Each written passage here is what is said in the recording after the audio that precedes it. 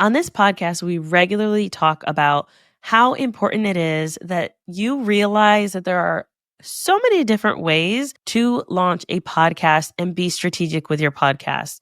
Today's guest, Brad, is talking through his podcasting journey, how he launched his podcast, how to be happier for entrepreneurs, why he decided to go with that name, and so much more.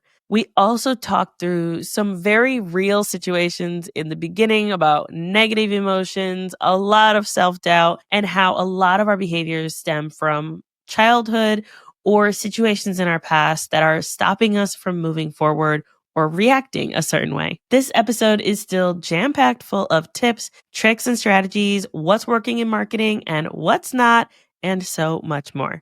Please join me in welcoming Brad to the podcast.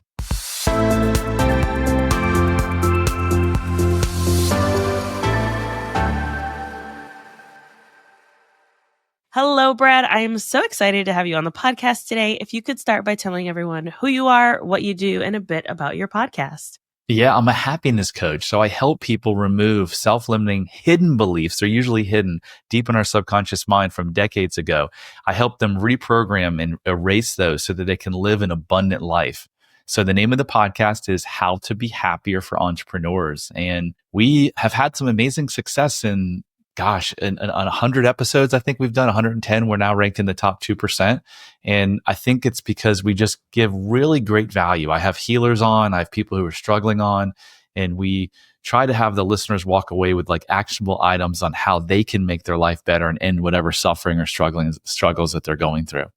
So with like happiness, how do you constitute that, right? Because people, I think, feel that happiness can be really anything, whatever your goals, your dreams, like achieving those and like finding contentment in your life, but not complacency, right? So like, how do you constitute happiness? So we have I developed a self-love quiz kind of for the old Brad, because if we were on this podcast 5 years ago and you said, Brad, do you love yourself? At the time, I would have said yes. Do you have high self-esteem? I would have said yes. If you'd asked me, did I care what other people thought? I've been like, no. And all of those would have been complete lies, because I was wearing a mask because I didn't feel worthy. I didn't feel enough. And I thought I got worthiness through making a bunch of money. So I developed the self-love quiz, which is on our website at unlocklimitlessyou.com, where you can go and you can take this quiz and you can figure out your level of self-love. If you have extreme self-love, I bet you're really happy. And I'm going to kind of give a sneak peek into some of the questions. It's like, do you have trouble being in a deeply connected, intimate relationship? If the answer is never, then I bet you're pretty happy.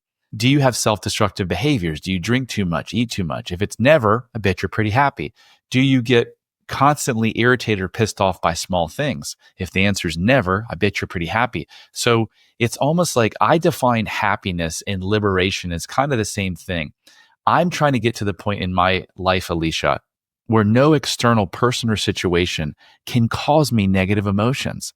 And the gentleman who took me through my transformation 4 years ago, he said that to me, that was his goal. And the night before we did my transformation, I looked at him across the dinner table and I'm thinking, this guy's an idiot. Who can't be pissed off by other people? And here we are 3.5 years later, and I'm not there. I mean, it's very few people in the world. But let me tell you how much closer I am to getting to that point. So to me, that's happiness. Being able to see events in the world as they are and not bringing a meaning in that causes negative emotions inside my body. I kind of wonder if, like, kind of how you said, like, it's an ever changing exploration of ourselves and like discovering who we are. And I remember working with an energy coach a couple years back and like having trauma responses and being like, well, why did I react that way? That's silly. She's like, no, that's like your body trying to protect you. And then when I realized, oh, wait, me responding in that way is not actually negative. It is me trying to protect myself. And if I can communicate that with my spouse and I can say, hey, here's why I reacted that way. It probably didn't show up well for you. It didn't feel great for me. And then approaching those situations later on, all right, this makes me feel a certain way, being able to express that and say, how can we find something that's mutually beneficial? And that really helped me to be able, like, that growth, I think, really helped me be happier, right, in my relationships without being like trigger, quick, jump to conclusions, and just kind of going at it with a bit of curiosity too of like, what if I approached it different the next time? Or what if I approached it this way? And it does make me happier, right? Because I'm not like trigger happy. So you just said some amazing things I've got to comment on. Number one, curiosity. Stop judging and get into curiosity. Why is it I'm feeling this way? Why is it that when my spouse does this, I feel a certain way? Why is my employee not doing this? Instead of judging them, just get curious. And your energy healer, you found a really good one, because this is the secret to life right here. And you said it in a different way. I'm going to say it in my own way. Every negative behavior that we have in our life, whether it's shutting down to our spouse, drinking too much, eating too much, depression, anxiety, OCD, ADHD, is your body's and mind's perceived solution to something that it thinks is worse. So it's saying it's not great that you drink a 6-pack or 12-pack every night, but it's better than this thing over here. Well, guess what this thing over here is? This thing over here is an untruth that was formed through childhood when your needs weren't met, or there was trauma, or there was a stressful event. In my case, my dad would hit me with a belt or make fun of me. So what was the untruth? I'm not enough. He's doing this for a reason. That drove my negative behaviors, the use of weed, the use of alcohol, 2 failed marriages, right? But it wasn't my fault because my brain was doing exactly what it should. Now the magic in what I do with my clients is we show them this untruth by showing them times in their life where it was the exact opposite, and your brain can't hold 2 conflicting thoughts. So a mismatch detector goes off. You rewrite the neural pathway holding those untruths. Guess what happens to the negative behavior? Poof, it's gone forever, because now it doesn't have anything feeding it. Yes. Oh, I love that so much. It's so true too, because like for myself, the situation was that my husband wanted to go pick up our kid early from school. And I was like, why? Like, there's absolutely no reason for you to do that. Like, why in the world? Like, I kind of snapped. Like, why would you do that? That's crazy. In my head, I was a 8-year-old little girl at the whim of my addict mom. And seeing that reflected to my kid of the whim of my husband saying, hey, I just want to take him out of school so we can go do something. That whim was what was triggering, that Wow. his life would be ruled by adult decisions that aren't always going to be beneficial for him. And Wow. it's like, if he's having a good day at school, why would we take him out? And so I had to like sit with that and say, whoa, okay, interesting. And then go to my husband and say, here's why this makes me feel this way. And this is why I don't want our kids to feel this way. And they may never feel that way, but it really bothers me. And he was like, wow, like he doesn't have the same experiences as me. He can't read my brain, like what my thoughts are. But because we had that discussion, it was so much easier to say, okay, now we know how we're going to approach this parenting thing that we're both trying to figure out, because we both didn't have great parenting, amplified to us from our parents. And so we're just figuring it out together. So, Alicia, that's really deep, really powerful. Amazing that you figured that out, because most people don't. But it's also a way to live your life, because I've said this 1,000 times over the last 3 years. The actual argument has nothing to do with the actual argument at hand. Your kid being taken out of school had nothing to do with it. So every argument or every negative emotion that you have in your life, whether it's with your spouse or an employee or your kid, it has nothing to do with that. It's your brain going back to a time in the past, trying to protect it from something that doesn't even exist anymore. And when you can become aware of that, oh my gosh, life changes in a profound way. Yes. Oh, it's so beautiful. So how do you bring that into your podcast? Like, is it with the people that you interview, or do you do some solo episodes? How does that kind of work in your process? All of the above. We've done solo episodes. My life partner is actually now a partner in the business. She came in last year. So we do episodes together. It's a majority with guests, a lot of healers. So I have a different perspective from them, and they talk about what their methods are for healing someone. And then I have people that are struggling, and we go through those things, and I tell them some things, and they're like, wow, this is really, really interesting. So it's a mix of ways. Oh, I love that. Now you're coming up to like 130 episodes. First of all, congratulations. That is so incredible. I cannot applaud you enough. Most people do not get that far. So huge applause to you and your team. When you were thinking, okay, I'm going to launch a podcast, what was kind of that thought process for you? So there was a couple different thought processes. One was, I want to help 1 million people rid themselves of these hidden self-limiting beliefs that are keeping them from a life of abundance, both financially, professionally, personal relationships. And a podcast can reach a lot of people. So I can spread my message to a lot of people. That was one thing. I also started out with a coach that was like, you have to start a podcast to spread your message, but maybe even more importantly, because then you can get on other people's podcasts because you can say, hey, do you want to do a podcast swap? So it was just a combination of spreading my message and then having a tool that I could spread my message even further on other people's podcasts. Have you found that you enjoy it? Because I know that's something that a lot of people are told is like, oh, you have to launch a podcast, you have to grow an email list, you should be doing all these things, right? And so I always like to push back on that when people say, like, oh, I have to do this. First, do what works for you, right? And like, so if you found that podcasting works for you, awesome. But if you're finding that it doesn't, or there's maybe different methods that you tried in the beginning that you didn't like, and then you had to like switch it up, was there anything like that for you? I have to be candid and tell you that I really, really love it. And I not only do I love being a host, I love being a guest.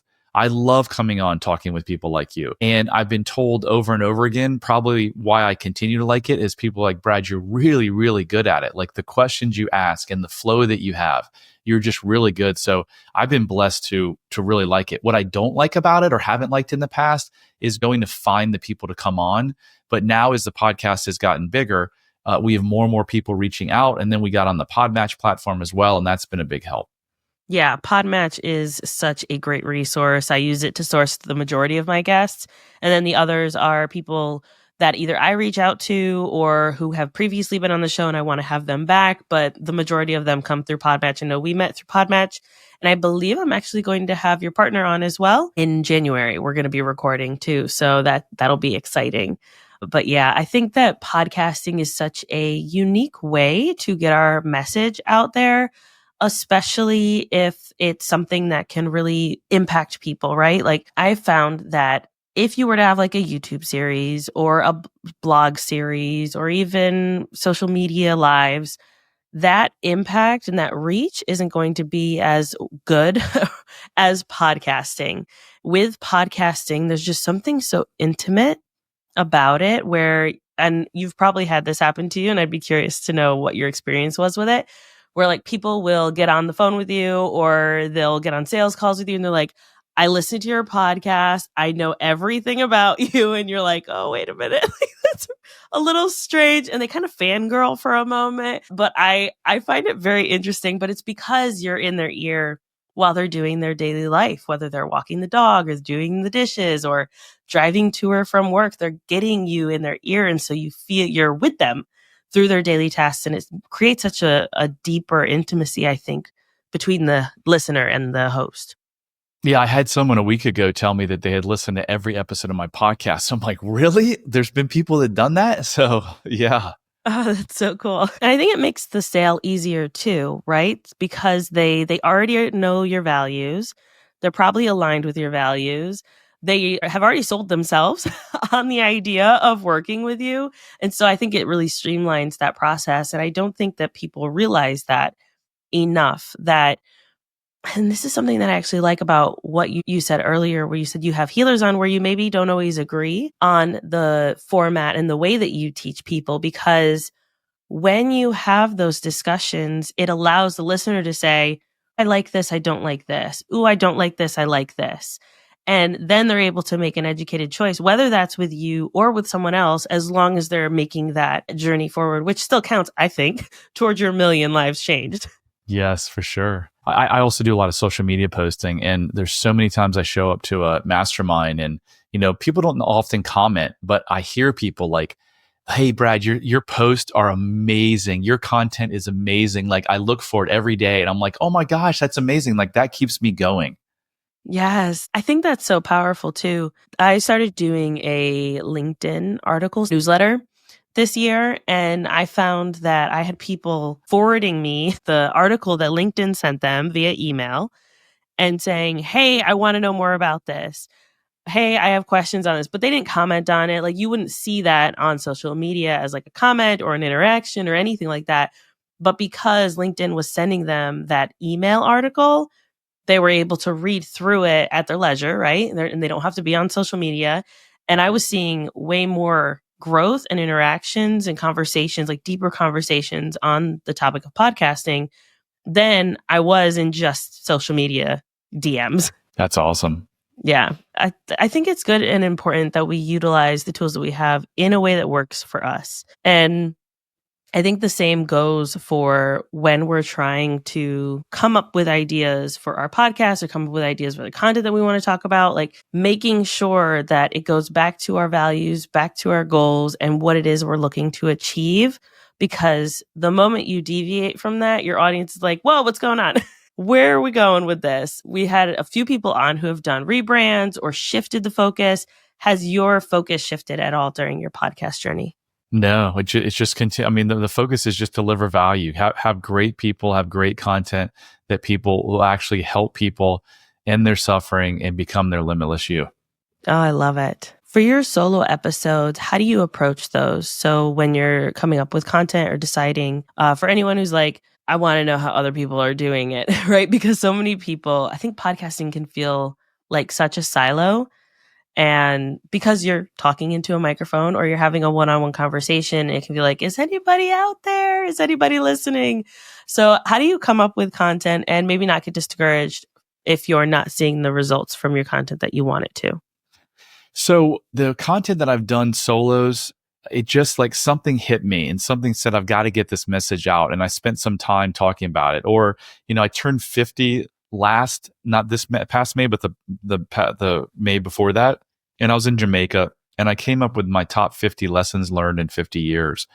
And so I think I did 2 or 3 solo episodes on just talking through those lessons of life. But you asked me a question earlier about, like, you said, did you ever have someone say they know all about you?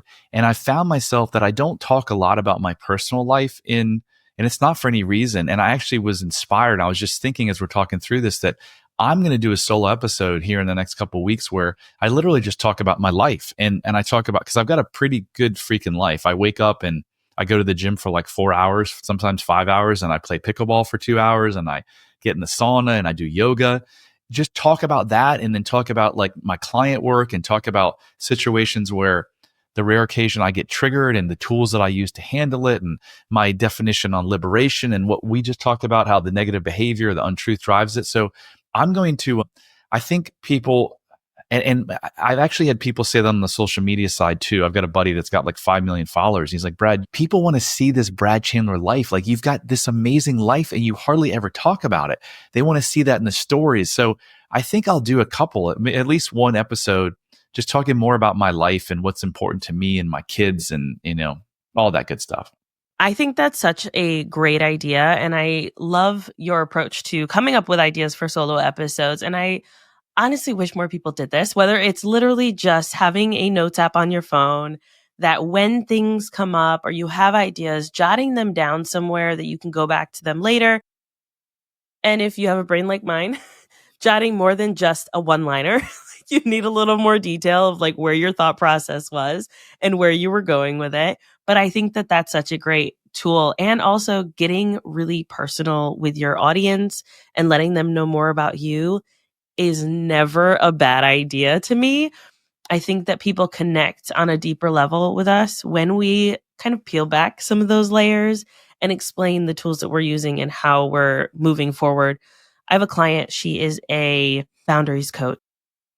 And so she talks a lot about specifically her journey with a 12-step program and how she's able to like create boundaries with family members or create boundaries with, coworkers and things like that. And so by giving those examples, she'll have people, and sometimes she'll even give scripts of like, here's exactly what to say when you're feeling like this.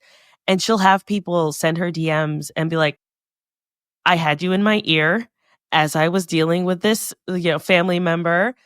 I said exactly what you said. This is how it went. And I feel great about it. Her being able to share that and share her examples and the things that were probably really rough in the moment have really allowed her to make a difference, I think, in people's lives, which I'm like, yes, I love it. It's awesome. Yeah. Limitless you. that is your business name, but your podcast name is different. And so I'm curious how you got, was it Happier Life for Entrepreneurs? How did you come up with that name?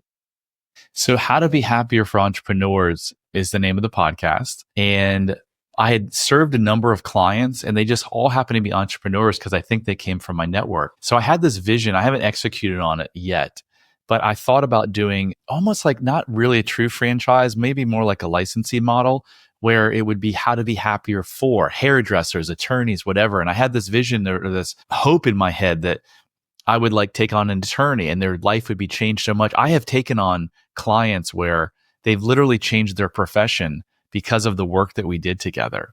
And so it was just a vision I had, but I figured how to be happier would be a great thing that people Googled. And I have gotten a client that went to Spotify and typed in how to be happier and found the podcast. So that's how I came up with the name. It used to be called Brad Chandler Coaching. And then we're like, that doesn't really make sense. And when Yvonne joined me, we brainstormed and actually she came up with Limitless You. So that's why they don't Oh, match. I love it though. I think that it's such a great idea. And it's a very strategic way to ensure that people are finding you when they're Googling, hey, I need help. And then your podcast comes out with helpful tips for them. I think that's so strategic. And I honestly wish that more people use that strategy when they're naming things. I am someone where I would name things like exactly what they are. I've got this podcast, Listeners to Leads. It's very clear what we're going to talk about. I've got another one called Successful Podcasting Unlocked. Very clear what it's about. Another one that I did with my sister previously was Two Sisters and a Cult. It's me and my sister talking about cults. And then I have a new one coming out called We Read Smut. It's literally we read like it's very practical and to the point. That's just how my brain works. And I know that if someone sees a title, they're going to know exactly what it is and what I'm going to be talking about. And it's not going to be there's not going to be any question, right? Of like, hey, what is the Alicia show? Who in the world is Alicia? Nobody knows who I am. So Right. making it really practical for people to find the podcast in that way, I think is so strategic. And I love that you've been able to do that. When it comes to growing the show, what have been some strategies that are maybe have previously worked for you or are currently working for you? I mean, reviews are huge, right? So I'm constantly asking my listeners to review. When I launched the podcast, I went to my network and got a ton of reviews right out of the gate. So that probably helped me. We're trying to take a lot of the marketing ideas from Podmatch and do some of those. I know I've got a teammate working on that, so I don't know the intricacies. One of them was the newsletter, turning the blog into a newsletter on LinkedIn. But we're chopping up reels. We're trying to lead people from social media like back to the platforms, or back to the podcast. But I've also heard from some experts that so you're not going to find too many podcast listeners on social media. Like you're going to find them on other Yep. podcasts. Yeah, I don't think people realize that enough. And we've been seeing that progressively more and more over the last few years.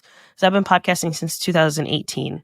And so if you mentioned you had a podcast in 2018, people would run from social media to the podcast. Whereas now it's like, nope, keep scrolling.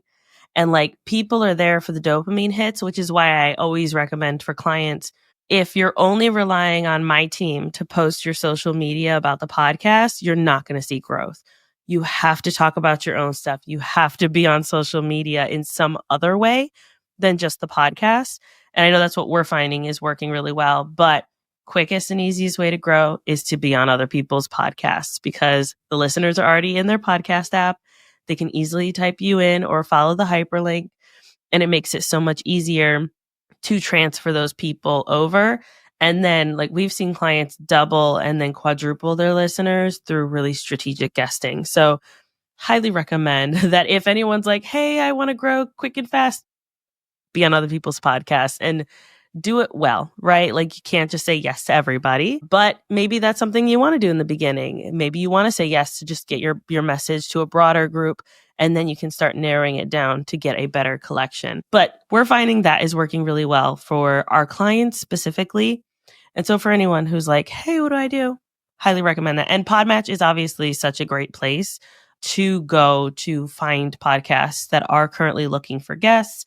If you are someone who doesn't want to be one of the thousands of people that are sending, really terrible pitched emails.